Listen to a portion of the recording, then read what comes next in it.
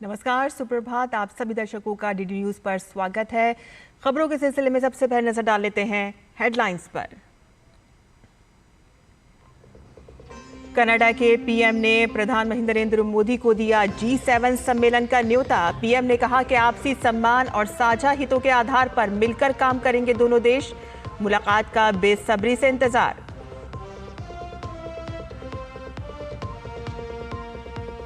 Britain के विदेश मंत्री डेविड लैमी का आज भारत दौरा। प्रधानमंत्री मोदी और विदेश मंत्री डॉक्टर जयशंकर से करेंगे मुलाकात। द्विपक्षीय संबंधों की समीक्षा समेत अन्य मुद्दों पर होगी बात।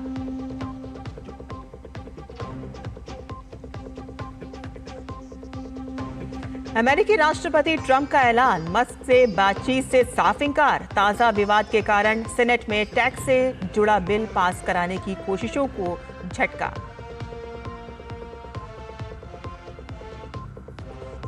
ईद उल अजहा के मौके पर देश भर में अदा की गई सुबह नमाज। दिल्ली, उत्तर प्रदेश समेत कई राज्यों में शांति व्यवस्था और ट्रैफिक बहाली के विशेष इंतजाम। राष्ट्रपति ने कहा कि बलिदान, विश्वास और मानवीय मूल्यों का प्रतीक है ये त्योहार।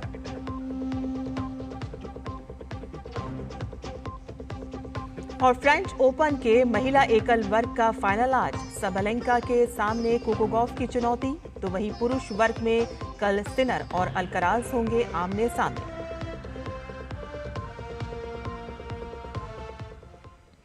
और अब समाचार विस्तार से। प्रधानमंत्री नरेंद्र मोदी इस महीने के अंत में कनाडा में होने वाली G7 शिखर सम्मेलन में भाग लेंगे। कनाडा के प्रधानमंत्री मार्क कार्नी ने फोन पर पीएम मोदी से बातचीत की और उन्हें G7 शिखर सम्मेलन में आमंत्रित किया। इस दौरान प्रधानमंत्री मोदी ने कनाडा के पीएम कार्नी को हाल के चुनाव में जीत पर बधाई दी और कनाकिस्किस में G7 शिखर सम्मेलन में आमंत्रित करने के लिए धन्यवाद दिया। प्रधानमंत्री मोदी ने कहा कि भारत और कनाडा आपसी सम्मान और साझा हितों के आधार पर नए उत्साह के साथ मिलकर काम करेंगे, क्योंकि दोनों देशों के लोगों के बीच गहरे संबंध हैं। प्रधानमंत्री ने सोशल मीडिया पर बताया कि वह शिखर सम्मेलन में कनाडा के प्रधानमंत्री से मिलने के लिए उत्सुक हैं। और ब्रिटेन के विदेश मंत्री डेविड लैमी आज भारत पहुंचेंगे। आज वे प्रधानमंत्री नरेंद्र मोदी से मुलाकात करेंगे और कई मुद्दों पर बातचीत करेंगे। और साथ ही डेविड लैमी विदेश मंत्री डॉक्टर एस जयशंकर और वाणिज्य और उद्योग मंत्री पीयूष गोयल से भी मिलेंगे। इस दौरान द्विपक्षीय संबंधों की समीक्षा होगी और दोनों देशों के बीच आर्थिक संबंधों को और मजबूत करने पर चर्चा होगी। डेविड लैमी की ये नई दिल्ली यात्रा दोनों देशों के बीच महत्वाकांक्षी मुक्त व्यापार समझौते को अंतिम रूप दिए जाने के 1 महीने के बाद हो रही है। और ऐसा माना जा रहा है कि उनकी यात्रा में ब्रिटिश प्रधानमंत्री कीर स्टारमर की संभावित नई दिल्ली यात्रा के लिए आधार तैयार करने पर भी फोकस होगा।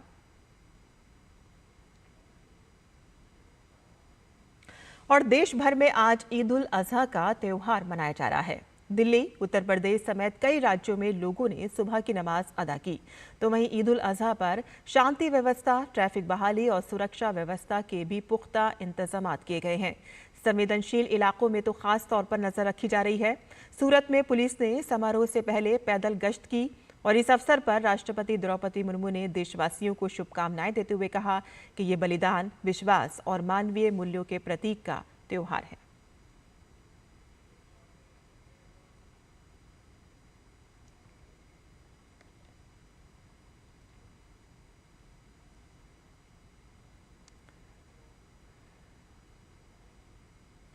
अमेरिका के राष्ट्रपति डोनाल्ड ट्रंप और टेस्ला के सीईओ एलॉन मस्क के बीच विवाद लगातार गहराता जा रहा है।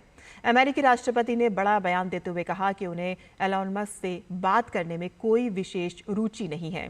अमेरिकी राष्ट्रपति डोनाल्ड ट्रंप की ये टिप्पणी ऐसे समय पर आई है कि जब माना जा रहा था कि दोनों के बीच निजी तौर पर बातचीत हो सकती है। तो वहीं इससे पहले एलॉन मस्क ने अमेरिकी राष्ट्रपति डोनाल्ड ट्रंप द्वारा समर्थित कर और वह विधेयक की कड़ी आलोचना की थी। उन्होंने इसे गैर जरूरी खर्चों से भरा हुआ बताया। तो वहीं ट्रंप का ये दावा है कि यह बिल $1.6 ट्रिलियन की बचत करेगा और अमेरिका की अर्थव्यवस्था को दुनिया में सबसे ताकतवर बनाएगा। यह विधेयक प्रतिनिधि सभा में पारित हो चुका है और सीनेट में इस पर चर्चा होनी है।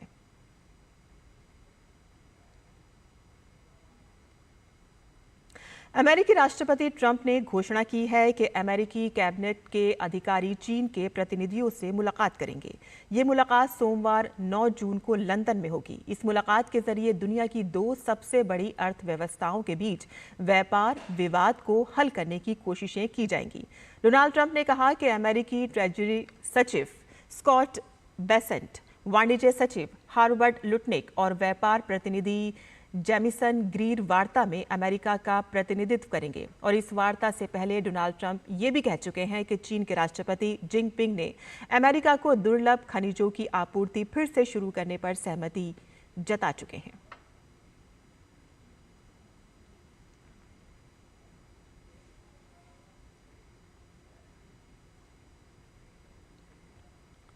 और अब नरेंद्र मोदी सरकार के 11 साल पूरे होने पर देखते हैं उससे जुड़ी कुछ खबरें।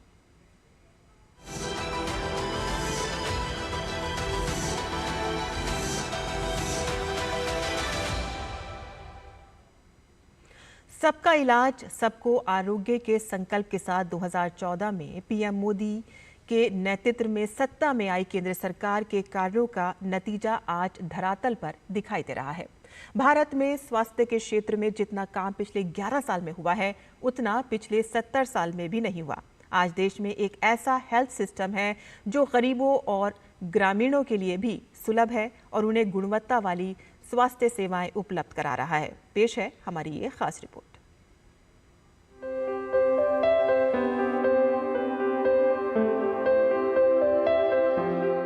स्वस्थ भारत विकसित भारत का आधार है। केंद्र की नरेंद्र मोदी सरकार पिछले 11 वर्षों से निरंतर देश की स्वास्थ्य सेवाओं को मजबूती प्रदान कर रही है और लोगों को स्वस्थ जीवन शैली अपनाने के लिए प्रेरित कर रही है। साल 2014 से लेकर हाल के दिनों तक नजर डालें तो हमें देश में स्वास्थ्य सेवाओं, हेल्थ इंफ्रास्ट्रक्चर, रिसर्च, तकनीक और इस क्षेत्र के शैक्षणिक प्रयासों में एक बड़ा बदलाव देखने को मिलेगा। गरीब व्यक्ति पैसे के अभाव में इलाज से वंचित न रहे, इसके लिए प्रधानमंत्री नरेंद्र मोदी ने 2018 में दुनिया की सबसे बड़ी स्वास्थ्य बीमा योजना प्रधानमंत्री जन आरोग्य योजना की शुरुआत की। इसके तहत हर साल 5 लाख तक का मुफ्त इलाज देने का प्रावधान है। इस योजना के दायरे में करीब 55 करोड़ लोग आते हैं।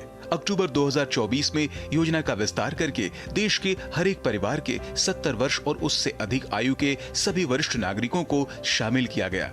उनके लिए आयुष्मान वय वंदना कार्ड जारी किया जा रहा है। पीएमजे के तहत अब तक 40 करोड़ से अधिक लाभार्थियों का आयुष्मान कार्ड बन चुका है और 9 करोड़ से ज्यादा अस्पताल में भर्ती की स्वीकृति दी गई है। योजना के तहत 68 लाख कैंसर के मरीजों का इलाज किया जा चुका है, जिसमें से 76% ग्रामीण इलाके से हैं। देश के 1,75,000 आयुष्मान आरोग्य मंदिर देश की स्वास्थ्य क्षेत्र की तस्वीर बदल रहे हैं। आयुष्मान आरोग्य मंदिर सेंटर ई संजीवनी टेलीमेडिसिन से जुड़े हुए हैं। जन औषधि केंद्र पर लगी यह भीड़ प्रधानमंत्री जन औषधि परियोजना की सफलता की कहानी बता रही है। इसके तहत देश भर में करीब 15,000 से ज्यादा जन औषधि स्टोर खुल गए हैं। पीएम जन औषधि की शुरुआत जब से हुई है तब से मैंने बहुत बार दवाइयाँ ली हैं। बाहर के मुकाबले बहुत ही सस्ती दवाइयाँ मिलती हैं और बहुत ही अच्छी भी दवाइयाँ मिलती हैं। ये पहल एक गरीबों के लिए जीवनदान है।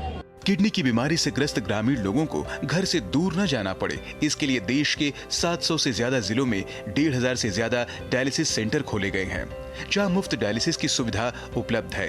हार्ट स्टेंट, नी इम्प्लांट जैसे उपकरणों की कीमत भी बहुत कम की गई है। सस्ता इलाज और सस्ती दवा की पहल से आज देश के हर नागरिक का बीमारी के इलाज में औसत खर्च 25% कम हो गया है। सार्वजनिक स्वास्थ्य क्षेत्र में क्षेत्रीय असंतुलन दूर करने के लिए देश के हर राज्य में एम्स खोले जा रहे हैं। आजादी के 60 सालों तक देश में सिर्फ एक ही एम्स था, आज देश भर में 22 एम्स हैं। बीते 10 सालों में देश में मेडिकल कॉलेज की संख्या में 101% की वृद्धि हुई है। इससे इलाज की सुविधा तो मिली है, बड़ी संख्या में युवा डॉक्टर भी बन रहे हैं। आज देश में मेडिकल कॉलेज की संख्या 780 है। पिछले 10 साल में मेडिकल की 1 लाख नई सीटें जोड़ी गई हैं, जिससे सीटों में 130% की बढ़ोतरी हुई है। वहीं पीजी की सीटों में पिछले 10 सालों में 138% की वृद्धि हुई है। आने वाले 5 साल में देश में मेडिकल की 75,000 नई सीटें जोड़ी जाएंगी। मोदी सरकार के होलिस्टिक हेल्थ केयर अभियान में नया आयाम जोड़ा है आधुनिक टेक्नोलॉजी ने। Ayushman Bharat digital health mission ने ये सुनिश्चित कर रहा है कि हर मरीज को क्वालिटी स्वास्थ्य सुविधाएं मिले, समय पर मिले, कम से कम परेशानी हो। हम डिजिटल इकोसिस्टम तैयार करें जिसमें स्वास्थ्य सेवाएं आम नागरिक को दी जा सकें। यानी सरकार ने डिजिटल हेल्थ को यूनिवर्सल हेल्थ कवरेज एकम्प्लिश करने के एक मुख्य माध्यम के रूप में देखा। टीकाकरण के कवरेज को 90% तक बढ़ाने के लिए सरकार ने दिसंबर 2014 में मिशन इंद्रधनुष की शुरुआत की। मिशन इंद्रधनुष की सफलता यह है कि इसके 5 चरण हो चुके हैं और टीकाकरण दर 90% पहुंच चुका है। देश में टीकाकरण सेवाओं को भी पूरी तरह से डिजिटल किया जा रहा है। इसे ट्रैक करने के लिए यूविन पोर्टल बनाया गया है। भारत के स्वास्थ्य क्षेत्र का डंका विदेशों में भी बजा। G20 की बैठक के दौरान भारत के डिजिटल तकनीक को न केवल सराहा गया बल्कि दूसरे देशों ने भी इसे अपनाने की बात की। नितेंद्र सिंह की रिपोर्ट, DD न्यूज, दिल्ली। और बिना पैसों के इलाज के लिए तरस रहे लोगों के लिए आयुष्मान भारत प्रधानमंत्री जन आरोग्य योजना किसी वरदान से कम नहीं। इस योजना के तहत लोग 5 लाख रुपए तक का इलाज करा सकते हैं। बिहार के गया जिले में ऐसे बहुत से लाभार्थी हैं जिन्हें इस योजना का सीधा लाभ मिला है और वे इसके लिए प्रधानमंत्री नरेंद्र मोदी का दिल से आभार भी व्यक्त कर रहे हैं। गया के अस्पताल में ग्राउंड जीरो पर हमारे संवाददाता गिरीश निशाना ने जायजा लिया। आयुष्मान कार्ड का ग्राउंड लेवल पर कितना मिल रहा है लोगों को फ़ायदा, इसका जायजा लेने के लिए हम पहुंचे हुए हैं गया के Anugrah Narayan Magadh medical college and hospital के अंदर। और यहाँ देख सकते हैं यहाँ पर कुछ मरीज हैं, उनसे बात करते हैं। 5 लाख रुपये बताए थे और 2 लाख रुपया दवा के प्राप्ति में गया था, तो यहाँ मेरा फ्री इलाज हो रहा है। यहाँ पर कितना खर्चा हो रहा है आपका? कुछ नहीं, कोई खर्चा नहीं होगा? जी नहीं।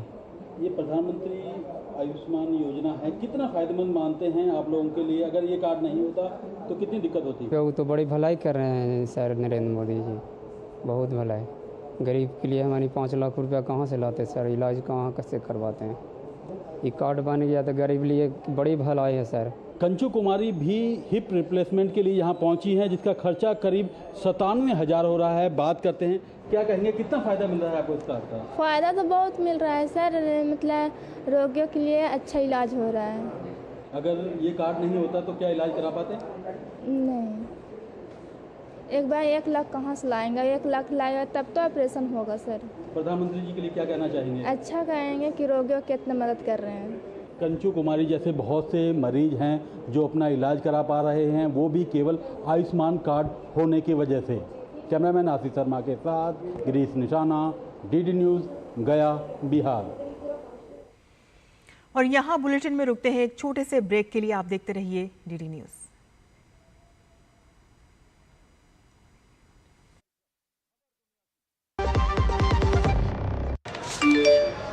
कम समय में ज्यादा मुनाफा, बस एक क्लिक में, कमाल है। अनजान लिंक्स पर क्लिक मत कीजिए। RBI कहता है जानकार बनिए, सतर्क रहिए। विभाग अनेक, कंप्लेंट बॉक्स 1। किसी भी सरकारी दफ्तर, विभाग या बैंक से जुड़ी शिकायत के लिए pgportal.gov.in पर जाएं, रजिस्टर करें, संबंधित विभाग चुनें, शिकायत दर्ज करें और ट्रैकिंग ID नोट करें। SMS या ईमेल पर एक्नॉलेजमेंट पाएं और शिकायत का जवाब सीधे मंत्रालय से प्राप्त करें। अब तक 1 करोड़ 12 लाख से अधिक भारतीयों ने भरोसा जताया। CP ग्राम्स, आपकी हर शिकायत का हल। अभी शिकायत दर्ज करें pgportal.gov.in। जो लक्ष्य चुना था समझ आने लगा है। GLA यूनिवर्सिटी, उच्च लक्ष्य की निश्चित प्राप्ति। ब्रेक के बाद आपका फिर से स्वागत है और अब खबरें विकसित कृषि संकल्प अभियान से जुड़ी हुई।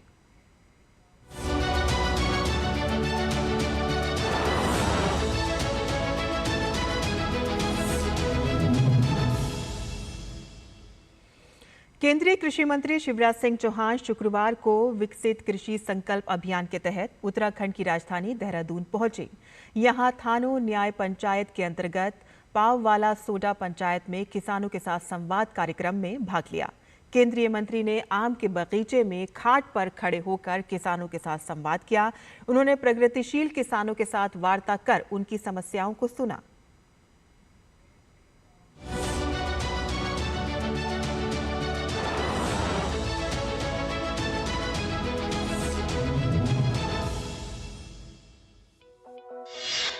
देश के किसानों की समृद्धि का लक्ष्य विकसित कृषि संकल्प अभियान।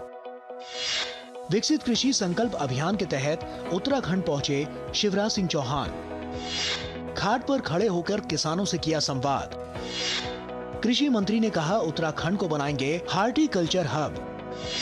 कृषि मंत्री ने कहा वैज्ञानिकों के लिए असली लैब किसानों का खेत।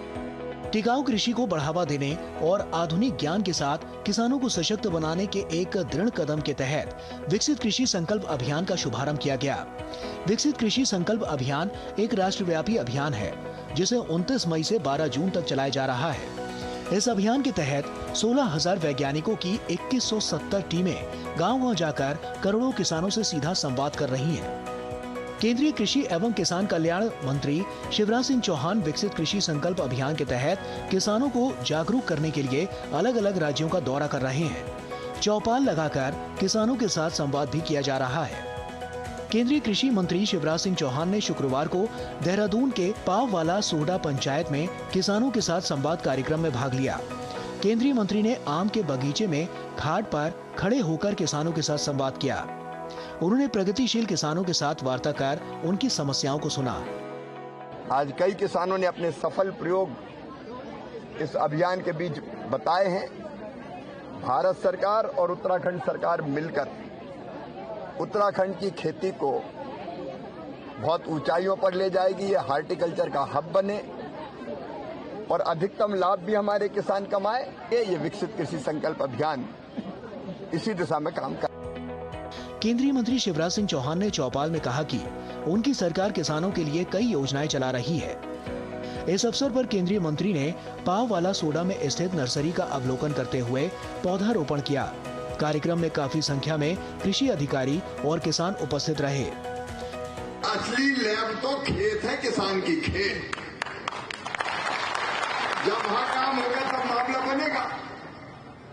और इसलिए कार्यक्रम विकसित कृषि संकल्प अभियान बनाया कि वैज्ञानिक भी निकले, केंद्र सरकार का कृषि विभाग निकले, वीसी निकले, एग्रीकल्चर यूनिवर्सिटी के वाइस चांसलर, हमारे केवीके का अमला निकले, राज्य के कृषि विभाग के कर्मचारी अधिकारी निकले और गांव में किसान के बीच पहुंचे। पूरे देश में विकसित कृषि संकल्प अभियान 2025 तेजी के साथ आगे बढ़ रहा है। इसी अभियान के तहत देश के अलग अलग क्षेत्रों में किसान जागरूकता कार्यक्रम का आयोजन किया जा रहा है। इस आयोजन में किसान भी बढ़ चढ़कर हिस्सा ले रहे हैं। Bureau report, DD news. और खेल की खबरों की बात करें तो साल के तीसरे ग्रैंड स्लैम फ्रेंच ओपन के महिला एकल वर्ग का फाइनल मुकाबला आज शाम खेला जाएगा। ये मैच बेलारूस की एरिना सबलेंका और अमेरिका की कोको गॉफ के बीच होगा। 3 साल के लंबे अंतराल के बाद गॉफ फाइनल में पहुंची हैं। वह साल 2022 में फाइनल में पहुंची थी लेकिन खिताबी जीत हासिल नहीं कर सकी थी। सबलेंका ने मई में मैड्रिड ओपन में गॉफ को हराया था और इस बार उन्होंने गत विजेता और 4 बार की चैंपियन ईगा स्वायतेक को सेमीफाइनल में हराकर फाइनल में जगह बनाई है। विश्व नंबर 1 टेनिस खिलाड़ी यानिक सिनर साल के तीसरे ग्रैंड स्लैम फ्रेंच ओपन के फाइनल में पहुंच गए हैं। सिनर ने ये सफलता 24 बार के ग्रैंड स्लैम विजेता सर्बिया के नोवाक जोकोविच को हराकर हासिल की है। सिनर ने सेमीफाइनल मैच में जोकोविच को 6-4, 7-5, 7-6 से शिकस्त दी। इस जीत के साथ ही लगातार वो तीसरे ग्रैंड स्लैम फाइनल मुकाबला खेलेंगे। वहीं शुक्रवार को ही खेले गए एक अन्य सेमीफाइनल मुकाबले में कार्लोस अल्कराज को इटली के लोरेंजो मुसेटी के खिलाफ वॉक ओवर मिला और इस वॉक ओवर की बदौलत अल्कराज फाइनल में पहुंचने में सफल रहे। अल्कराज को जब वॉक ओवर हासिल हुआ उस वक्त अल्कराज पहला सेट 4-6 से हारने के बाद दूसरे सेट को 7-6 से जबकि तीसरे सेट को 6-0 से जीतकर चौथे सेट में 2-0 से आगे थे। लोरेंजो मुसेटी चोट के चलते अपने खेल को आगे नहीं बढ़ा सके। मंगोलिया में आयोजित हुई कुश्ती की विश्व रैंकिंग सीरीज में 76 किलोग्राम भार वर्ग में स्वर्ण पदक जीतने वाली रितिका हुड्डा का अगला लक्ष्य एशियन गेम्स में देश के लिए पदक जीतना है और इसके साथ ही उनके मुताबिक महिला पहलवानों के लिए दिल्ली में लगा कैंप बेहद कारगर साबित हुआ है। रितिका हुड्डा से उनकी इस हालिया सफलता पर खास बातचीत की हमारे संवाददाता गौरव कुमार ने। कुश्ती की विश्व रैंकिंग सीरीज में भारतीय महिला पहलवानों का जबरदस्त दमखम देखने को मिला। ये प्रतियोगिता मंगोलिया में आयोजित हुई थी, जहां रितिका हुड्डा ने 76 किलोग्राम भार वर्ग में स्वर्ण पदक जीता। इस वक्त वो हमारे साथ हैं। रितिका, कैसे देखती हैं अपने इस परफॉर्मेंस को और पूरे भारतीय टीम के परफॉर्मेंस को किस तरह से आप देखेंगी? जो अभी रैंकिंग सीरीज़ में परफॉर्मेंस रही है वो मतलब एशिया से अप थी मेरी। एशिया की जो परफॉर्मेंस थी वो ओलंपिक से अप थी। तो जितने हम कंपटीशन लड़ते जाते हैं हमारा एक्सपीरियंस बढ़ता जाता है। तो अब सीनियर वर्ल्ड की तैयारी है। इस रैंकिंग सीरीज़ को कितना बड़ा मानती हैं और इस मेडल को कितना बड़ा मानती हैं और किस तरह का एक पूरा टूर्नामेंट था, कितना चैलेंज था इस टूर्नामेंट में? तो ये टूर्नामेंट चैलेंजेस तो था, जैसे कि पिछली 2 रैंकिंग जो हम हुई थी हमारी वो हम खेल नहीं पाए थे। ये सब जो हमारा मैटर हो रहा था इंडिया का, उसकी वजह से तो ये हमारे लिए बहुत मैटर करती थी, क्योंकि हमारा सीनियर वर्ल्ड जो आ रहा है उसके लिए बहुत मतलब मायने था ये हमारा गेम। इसमें हमारी एक्सपीरियंस भी मिला है हमें, जो वर्ल्ड के अच्छे प्लेयर उनके साथ बाउट भी हुई है और हमारी रैंक भी अप होगी इसमें सीनियर वर्ल्ड में। तो इसमें हमें बहुत बेनिफिट हुआ है। एक बड़ा बदलाव देखने को मिला है कि पहले लखनऊ में लगते थे कैंप्स, अब दिल्ली में लग रहे हैं कैंप्स। तो इस कैंप को किस तरह से देखती हैं? अब जैसे कैंप स्टार्ट हो गए कंपटीशन में तो सभी खुश हैं और कैंप में भी हमें जैसे डाइट का हुआ या न्यूट्रिशन वगैरह या हमारी स्पायरिंग और स्ट्रेंथ कंडीशनिंग सब प्रैक्टिस अब अच्छी चल रही है, तो इसका हमें फ़ायदा तो है सर। रितिका, अपनी आप परफॉर्मेंस में आप कितना अंतर पाती हैं? आप जब अंडर 23 में थी और उसके बाद जब आपने पेरिस ओलंपिक में के लिए खेला और अभी रैंकिंग सीरीज़ में आपने गोल्ड जीता है, तो अपने परफॉर्मेंस को किस तरह से देखती हैं? ओलंपिक में और एशिया और रैंकिंग में तीनों में मेरी बाउट में आप देखोगे तो आपको भी डिफरेंस लगेगा, क्योंकि वहाँ पे ज़्यादा अटैक हो नहीं पाए मेरे ओलंपिक्स में। फिर एशिया में अच्छे हुए लेकिन फिर ग्राउंड का डिफेंस नहीं हुआ, और अब जैसे रैंकिंग सीरीज़ में मैंने सब कुछ मतलब परफेक्ट किया है। तो अब सीनियर वर्ल्ड है उसके लिए भी ऐसी ही तैयारी है, तो बस ये मेंटेन रखना मुझे। रितिका का अगला टारगेट क्या है? सर मेरा अगला टारगेट इस साल का सीनियर वर्ल्ड है और मतलब वर्ल्ड में मेडल लेके आना, और अगले साल एशियन गेम्स है। आपने बात की बहुत बहुत शुक्रिया। तो ये है रितिका हुड्डा, जो कि 76 किलोग्राम भार वर्ग में जिन्होंने विश्व कुश्ती की जो रैंकिंग सीरीज़ थी उसमें गोल्ड मेडल जीता। और उनका मानना है कि ये जो कैंप है जो कि लंबे समय बाद महिला पहलवानों के लिए लगा है दिल्ली में, इसका बहुत बड़ा फ़ायदा जो है वो इस प्रतियोगिता में देखने को मिला है और इसके नतीजे जो हैं वो बेहतर तरीके से सामने आए हैं। कैमरामैन अरमान के साथ मैं गौरव कुमार, DD न्यूज़, दिल्ली। और ऑनलाइन और डिजिटल दुनिया से जुड़ने से हम प्रतिदिन ऑनलाइन दुनिया के खतरों से भी दो चार हो रहे हैं। तकनीक जहां एक और जीवन आसान बना रही है, तो वहीं ऐसे जोखमों को भी बढ़ा रही है जिससे हम अनभिज्ञ हैं। इनमें से एक खतरा है कि आपकी जानकारी न होने के कारण ऐसे गैजेट्स, ऐसे ऐप्स यूज करने लगते हैं जिससे आप पर रहती है हैकर्स, साइबर अपराधियों की नजर। किसी भी अनजान एप्लीकेशन को कभी अपने कैमरे का एक्सेस ना दें, और अनजान ही नहीं। मान लीजिए कि कोई ऐसा ऐप है जिस पर आपको थोड़ा ट्रस्ट है। मान लीजिए कोई कैलकुलेटर ऐप है, आपने उसे इंस्टॉल किया और आप देख रहे हैं प्ले स्टोर पे भी इसके तो बहुत ज़्यादा डाउनलोड्स हैं, बहुत रिव्यूज़ हैं, लेकिन आप अचानक से देखते हैं कि इसने आपके फ़ोन की कैमरा की परमिशन को लिया हुआ है, और आपको लगता है कि जो जैसे कैलकुलेटर का काम है कैलकुलेशन करने का, उस चीज़ के लिए उसे कैमरे की परमिशन चाहिए ही नहीं है। उसका ऐसा कोई फीचर ही नहीं है कि उसे कैमरे की परमिशन की ज़रूरत पड़े। तो ऐसे में आप उसके कैमरा की परमिशन को अनअलाउ कर दें या उस ऐप को ही अनइंस्टॉल कर दें।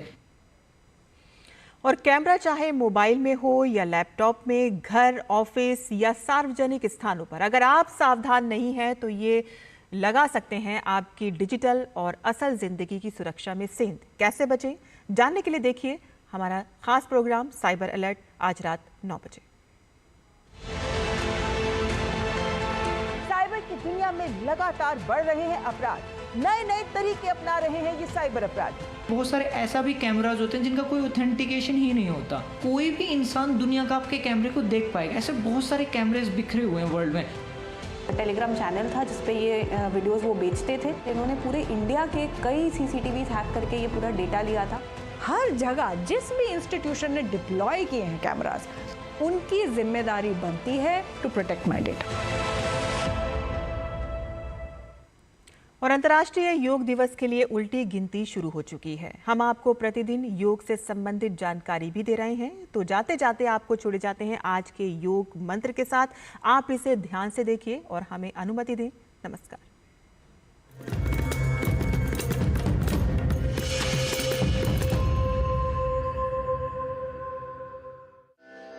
द्वौ क्रमौ चित्तनाशस्य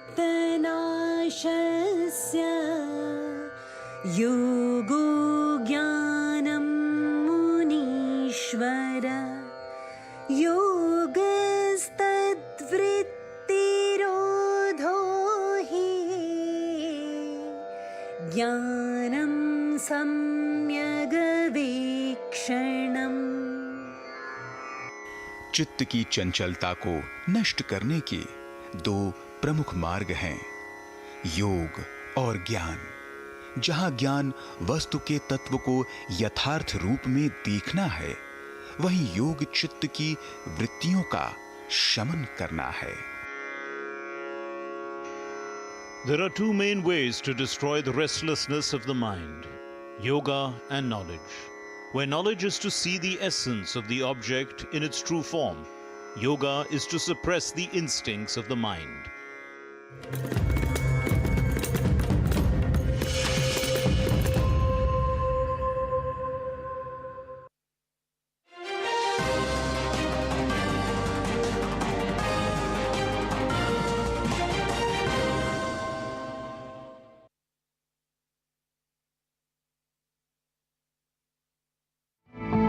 डॉक्टर साहब, क्रिकेट में T20 तो बड़ा सुना है।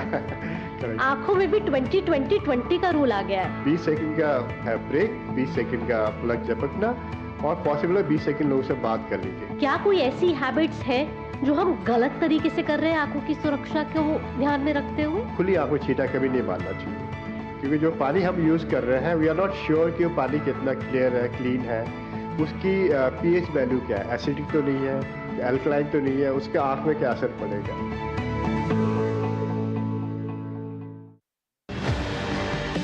खेलो इंडिया की स्कीम्स होगी, टॉप्स की स्कीम्स है, उन्होंने एथलीट्स को बहुत अच्छा डेवलप किया है। खेलो इंडिया एंड और भी काफ़ी सारी स्कीम्स लाए, उससे मेरे को यहाँ पे स्टेडियम में जैसे ट्रेनिंग की ही फैसिलिटी मिलती है, सभी को एम्यूनेशन प्रोवाइड करवाया जाता है। He has done a lot of work and especially on the youth development, and that is more important because youth ही हमारा like future है आगे का इंडिया का। उनका जो कनेक्शन है स्पोर्ट्स के साथ और स्पेशली जो उनका इंटरेक्शन एथलीट्स से कंपटीशन से पहले और कंपटीशन के बाद रहता है, वो काफ़ी अच्छा और मोटिवेशनल रहता है। जो चीज़ें हमें टाइम पे पहले नहीं मिलती थी, तो एक आज के बाद हमें वो टाइम पे मिलने लगी है। PM sir with his inputs, his efforts, I think has been doing an amazing job. We are so glad that we are able to see sports become such a big thing in our tenure. सेतु बंधासन। सेतु बंध का अर्थ है पुल बनाना। इस आसन में आपके शरीर की